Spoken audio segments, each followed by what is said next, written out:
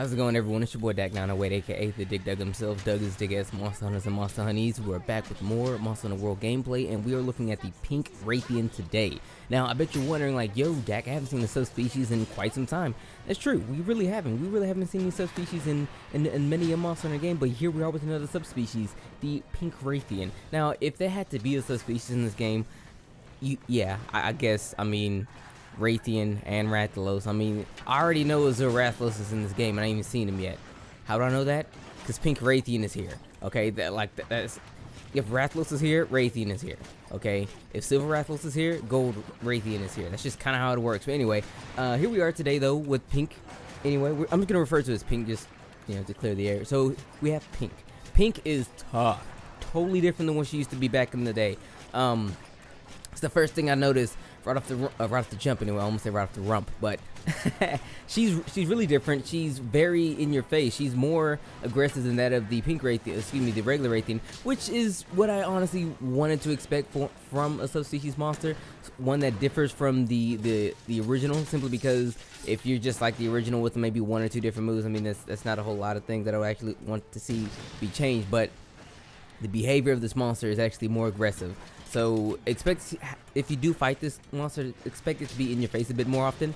Is exactly what I honestly wasn't ready for, and truth be told, it was giving me the pressure. All right, I was being pressured in the beginning, so I was, as you can see now, I'm like blocking a whole lot more. I'm trying to figure out, okay, it's doing things like this, doing things like that. Let me focus on how I can actually move around some of these attacks, get to understand some of the patterns and things like that. But after a while, I figured it out, and boom, I hit it with the whammy. And truth be told, that's honestly how you really should play this guy, because, well, immediately first, you're probably going to fight him in Area 12, and then Legion is going to show up, and that's probably going to throw a wrench in your plans. But honestly, I'm like, yo, it can die too. But unfortunately, I got hit with poison. I was like, well, let me leave and take some antidote. But then I left the area, and then pink Rathian followed, so that's why we're here. Because, yo, real talk, if Lenny wanted it, Lenny could have got it too right along with pink Rathian. I ain't afraid of nobody.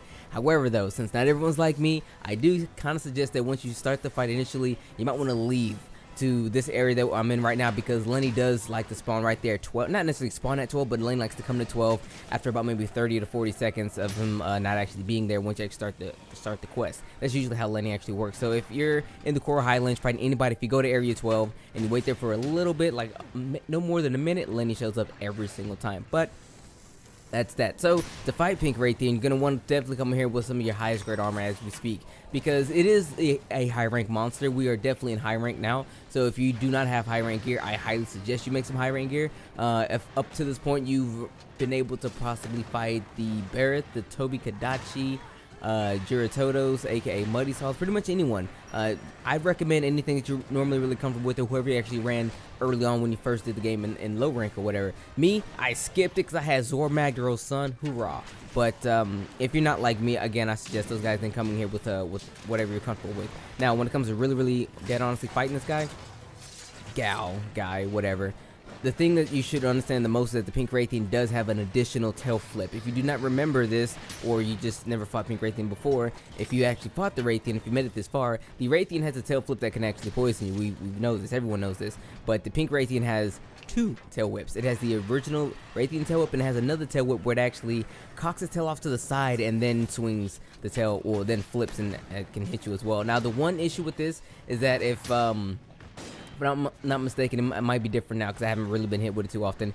The angle and, well, the foot that the Rathian puts backwards will dictate which side that tail will actually flip on, because it's not a full-on vertical tail whip. It's kind of has a horizontal hitbox to it, so it could kind of hit people who actually dodge out to the left or dodge out to the right.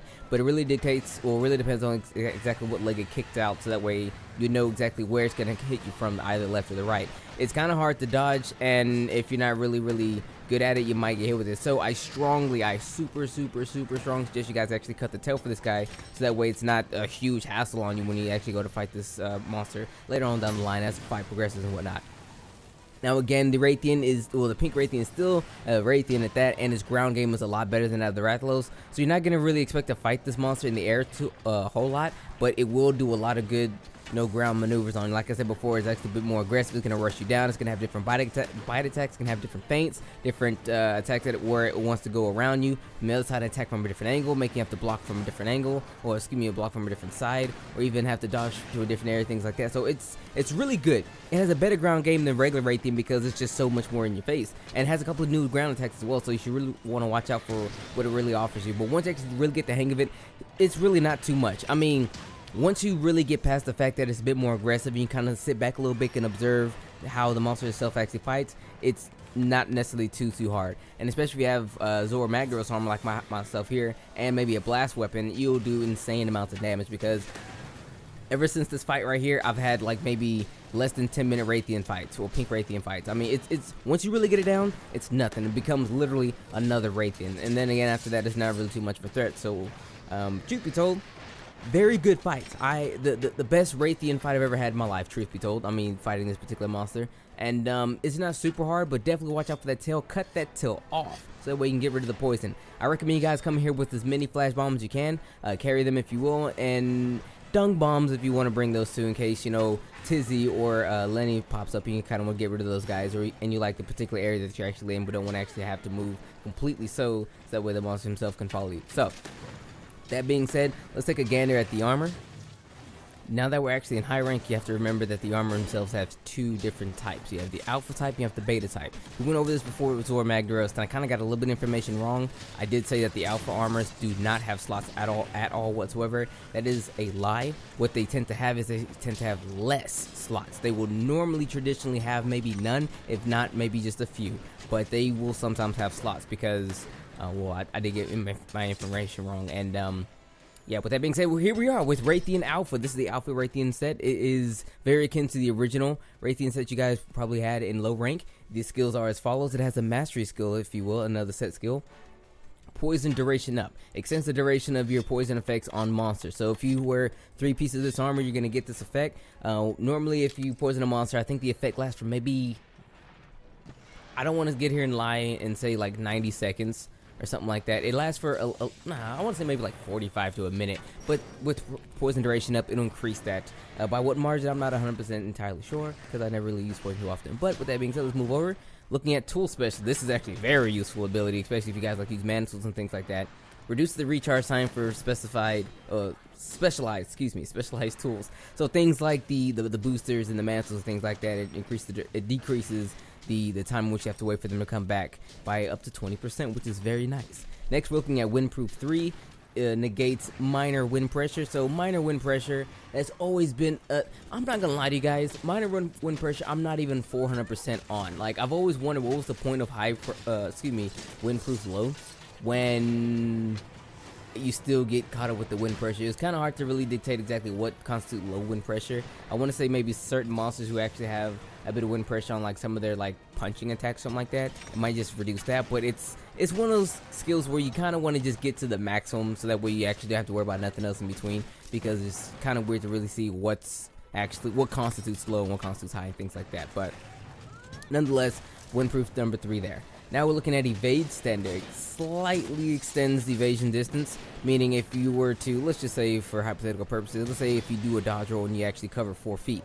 Well, with evade extender, you can cover more feet than that. So with level 1, let's say you cover 4.5 feet or something. I don't know the exact number, but I do know that it eventually becomes like double your actual evade distance. So if we get to level 3, you'll probably dodge 8 feet, and you will definitely see the difference. I mean, it's like a huge distance, because whenever I use it with the lance, I always jump out of my combos because I evade too far back. But anyway, looking at poison attack number 1, which is good because we just got the poison duration up just a second ago, so that's really nice. So we all know what that does, poison buildup, and the bonus points to it plus 10.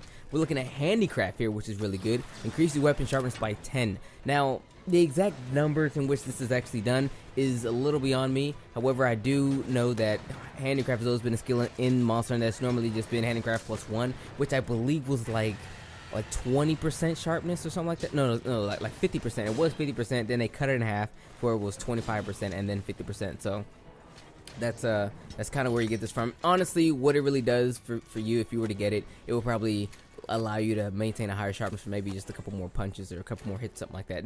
Nothing too serious for level 1, that is. But once you get to later levels, it's actually quite useful.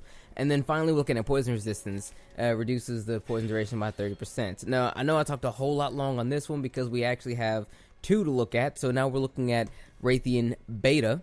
It has the mastery skill, it has the tool specialist, evade extender, windproof, and handicraft. Everything else all belongs on the alpha's joint. Of course, once you get to the beta, they tend to normally have lesser levels on these skills, but the armors themselves usually have a lot more slots. So that's that. Anyway, let's wrap it up. Oh, quickly before I go, the weapons. If you already have Rathian weapons, they're usually poison weapons. The pink Rathian is actually the parts you will need to actually upgrade that even further, simply because it's a subspecies monster and doesn't necessarily get its own weapons. They just kind of help build on to what you already have. So let's say you're looking for your max upgrade for your Rathian, I don't know, gun lance, or you're gonna need some pink Rathian parts to combine with the regular Rathian parts to make it to the maximum level that it is. But yo, that's that. Anyway, that's pretty much all I really have for you guys today when it comes to the pink Rathian. I mean, there's a little bit more. It's not a super tough fight, but for the most part, if you guys made it this far, I assure you guys you're pretty decent at adaptation, so that way you can understand the difference between a Rathian and a pink Rathian and kind of